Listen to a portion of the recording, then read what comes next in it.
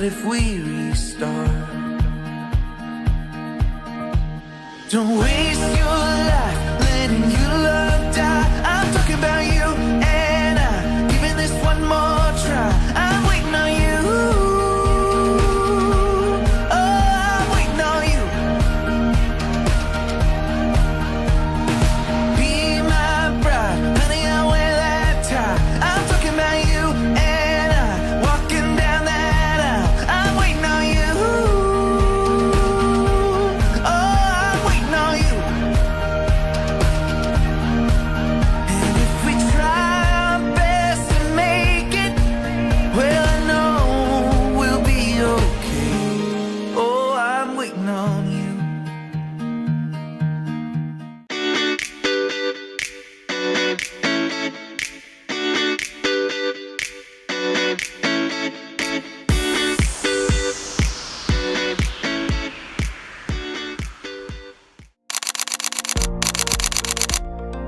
Baik, Assalamualaikum warahmatullahi wabarakatuh. Di sini saya sebagai pemateri pertama yang akan menjelaskan tentang pengertian penempatan tenaga kerja.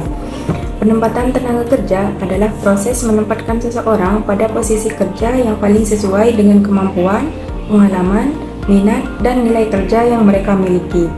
Tujuan utama dari penempatan ini adalah untuk memastikan bahwa setiap pegawai dapat bekerja secara optimal sehingga kinerja individu maupun organisasi dapat berjalan dengan efektif.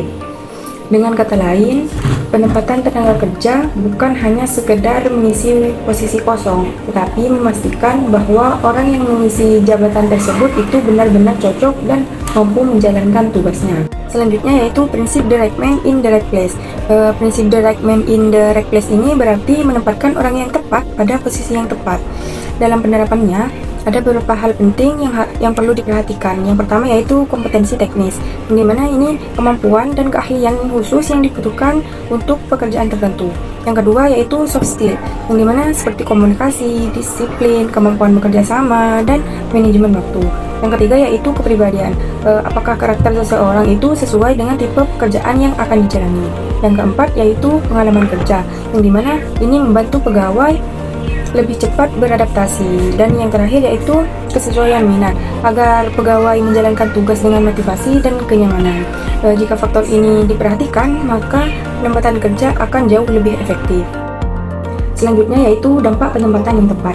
Penempatan tenaga kerja yang tepat memberikan banyak dampak positif baik bagi pegawai maupun organisasi. Yang pertama yaitu kinerja pegawai meningkat karena mereka bekerja sesuai kemampuan dan bakat serta minatnya. Yang kedua yaitu target organisasi lebih mudah dicapai karena setiap posisi itu diisi oleh orang-orang yang kompeten. Yang ketiga yaitu hal ini juga mengurangi konflik pekerjaan sebab tugas dan tanggung jawab sesuai dengan kemampuan masing-masing. Dan yang terpenting yaitu pegawai akan merasa nyaman dan lebih termotivasi sehingga produktivitas meningkat secara keseluruhan. Nah, selanjutnya yakni tentang bentuk-bentuk penempatan tenaga kerja. Penempatan tenaga kerja dilakukan untuk menyesuaikan antara kebutuhan organisasi dengan kemampuan pegawai. Penempatan ini tidak hanya dilakukan kepada pegawai baru tetapi juga kepada pegawai yang sudah lama bekerja. Bentuk-bentuknya yakni yang pertama penugasan baru. Nah, hal ini adalah merupakan penempatan untuk pegawai baru yang baru saja diterima dalam organisasi. Prosesnya ini berdasarkan pada hasil tes seleksi, wawancara, psikotes, penilaian keterampilan. Nah, hal ini bertujuan agar pegawai baru itu bekerja lebih efektif sejak awal. Yang kedua itu promosi. Nah, promosi ini merupakan kenaikan jabatan yang diberikan kepada pegawai sebagai bentuk apresiasi dan penghargaan atas kinerja yang baik, pengalaman, dedikasi dan loyalitas, serta kompetensi yang meningkat. Promosi ini memberikan tanggung jawab yang lebih besar dan biasanya diikuti dengan peningkatan hak atau gaji serta fasilitas. Tujuannya untuk memotivasi pegawai dan meningkatkan kualitas manajerial organisasi. Yang ketiga yaitu mutasi. Mutasi merupakan perpindahan pegawai ke bagian atau unit lain tanpa kenaikan jabatan. Nah, dengan alasan kebutuhan organisasi, penyesuaian beban kerja, mengurangi kejenuhan, serta penyesuaian keahlian pegawai.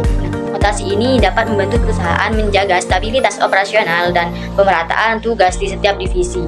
Yang keempat yakni rotasi pekerjaan. Rotasi adalah perpindahan pegawai dari satu tugas ke tugas lain secara berkala dengan tujuan menambah wawasan dan pengalaman pegawai, menghindari kebosanan atau rutinitas yang monoton, mengembangkan multi-skill pegawai, serta mempersiapkan pegawai untuk posisi yang lebih tinggi.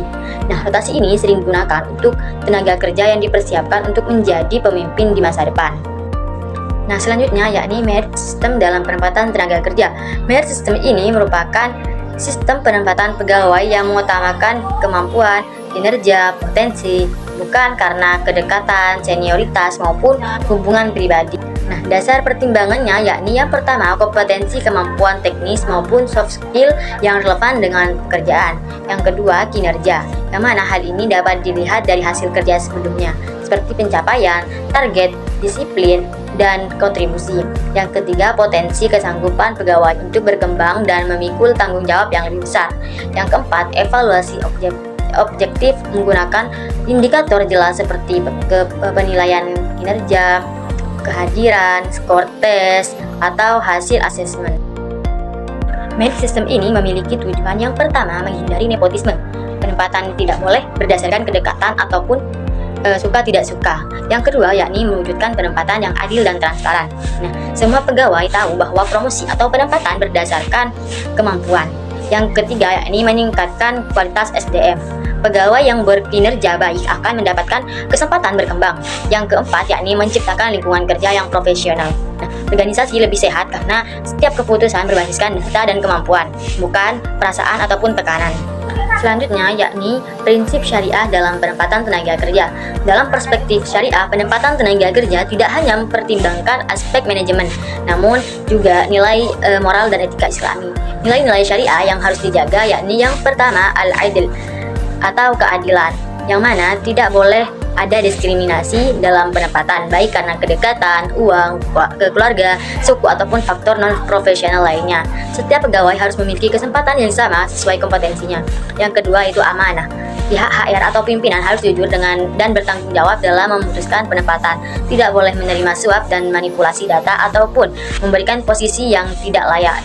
Yang ketiga yaitu menghindari kezaliman. Tidak diperbolehkan menempatkan pegawai pada posisi yang mana tidak sesuai kemampuannya, membahayakan dirinya, serta memberatkan tanpa pelatihan atau sekedar hanya karena diperintah tanpa alasan profesional. Dalam Islam, pemimpin bertanggung jawab atas amanah tersebut. Yang keempat yaitu profesionalitas, yang mana setiap pegawai harus ditempatkan sesuai dengan keahlian terbaiknya. Islam mendukung profesionalitas karena pekerja adalah bentuk ibadah dan setiap tugas harus dilakukan sebaik mungkin. Pengertian distribusi tenaga kerja. Distribusi tenaga kerja adalah proses pengaturan dan penempatan pegawai ke dalam unit-unit kerja yang ada di sebuah organisasi sesuai dengan kebutuhan. Tujuannya agar setiap bagian memiliki jumlah dan kemampuan tenaga kerja yang seimbang, sehingga pekerjaan dapat berjalan dengan efektif dan efisien.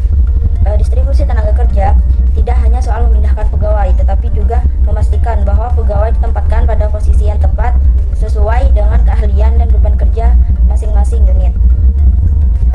Adapun tujuan dari distribusi tenaga kerja yaitu antara lain yang pertama, mengatasi kekurangan pegawai pada unit tertentu. Terus yang kedua yaitu menghindari kelebihan pegawai di unit lain. Yang ketiga, menyeimbangkan beban antar bagian.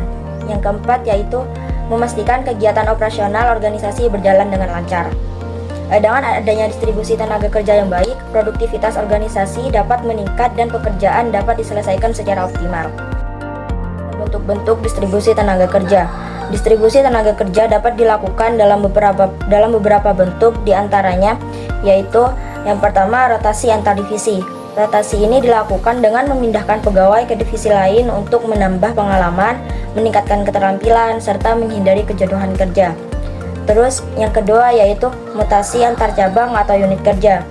Nah, mutasi ini biasanya dilakukan untuk memenuhi kebutuhan tenaga kerja di cabang atau di unit tertentu yang membutuhkan tambahan pegawai.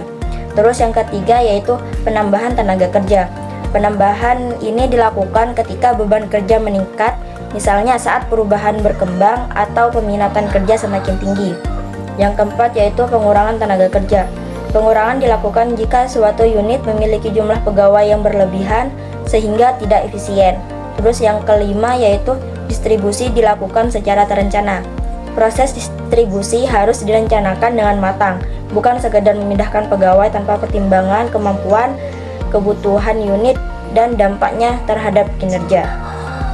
Dengan adanya distribusi tenaga kerja yang tepat dan terencana, organisasi dapat bekerja lebih efektif. Pegawai merasa lebih nyaman dalam bekerja, dan tujuan organisasi dapat tercapai dengan lebih baik.